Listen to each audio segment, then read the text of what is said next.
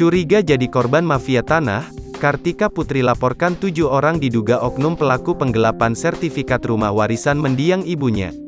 7 orang diduga oknum mafia tanah yang dilaporkan Kartika Putri terdiri dari 2 notaris dan 5 orang yang diduga membantu.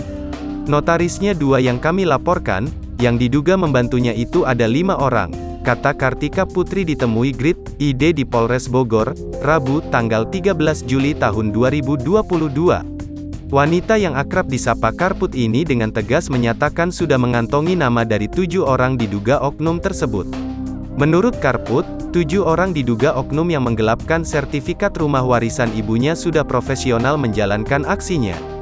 Itu kenapa saya berani bilang ini adalah mafia tanah karena seperti sudah profesional sekali melakukan ini. Ada nama-nama yang sudah kami kantongin, tandas Karput.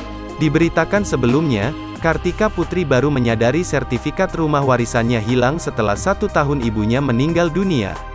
Awalnya, Karput berniat membagikan barang-barang peninggalan ibunya. Kemarin Kadarullah seperti diberi petunjuk pada saat mau 1 tahun beliau meninggal, kita kumpul di rumah beliau lalu baru kita mau bagi-bagiin baju beliau sebenarnya. Awalnya saya lagi mau bagi-bagiin barangnya mungkin bermanfaat untuk dibagikan ke orang sekeliling, tuturnya. Ketika sedang beberes, Karput baru menyadari bahwa sertifikat rumah yang diwariskan ibunya tidak ada. Kita baru sadar ternyata posisi sertifikat, salah satu aset rumah yang di Cibubur, ternyata tidak ada sertifikatnya di tempat yang semestinya, jelasnya. Diduga ada oknum yang menyalahgunakan sertifikat tersebut, imbuh Karput.